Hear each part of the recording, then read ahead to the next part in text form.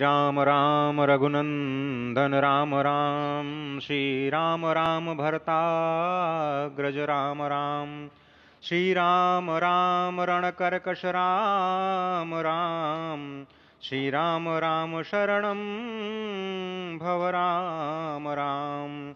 श्रीरामचंद्र चरणौ मनसा स्मरामि, श्रीरामचंद्र चरणौ वचसा गृह्णामि, श्रीरामचंद्र चरणौ शिरसा नमामि, श्रीरामचंद्र चरणौ शरणं प्रपद्ये।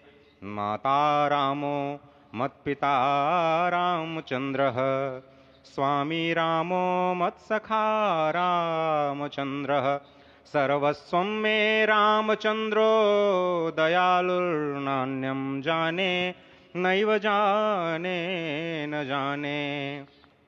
लोकाभिरामं रणरङ्गधीरं राजीवनेत्रं रघुवंशनाथं, कारुण्यरूपं करुणाकरं तं श्रीरामचन्द्रं शरणं प्रपद्ये।